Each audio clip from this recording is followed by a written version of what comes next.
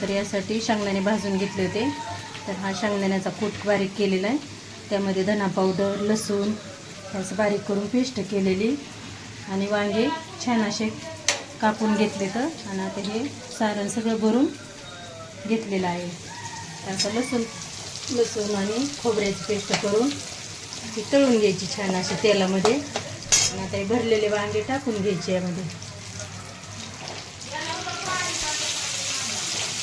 तर हे गावाकडून वांगे आणलेले आहेत. आपल्या इथं अहमदाबादमध्ये हे वांगे भेटत नाहीत. तर हे गावाकडील वांगे आहेत ना, गावरान वांगे. तर खूप छान अशी भाजी लागते. त्यामुळे वांगं करायचं ठरवलं होतं, त्याच्यामुळं खरं वांगं करत आहे. आणि असे तेलामध्ये थोडेसे वाफलून घ्यायचे. तर हे छान असे वाफरले तर आता आपल्याला थोडीशी रशी करायची ना, मग खऱ्या वांग्याची. ते शिजायसाठी थोडंसं पाणी टाकून घ्यायचं.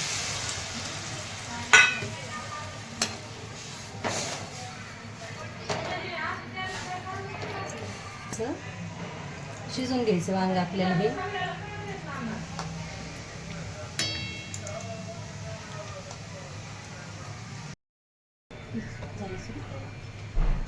तर या खऱ्या वांग्याची भाजी खायला तर खरं वांग तयार झालेलं आहे.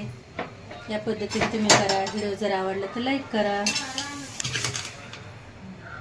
तर खऱ्या वांग्याची भाजी तयार झालेली आहे. तरी व्हिडिओ आवडला तर लाईक करा. या पद्धतीने तुम्ही पण करा. वांग छान असं वांग्याचं वास सुटलेला आहे.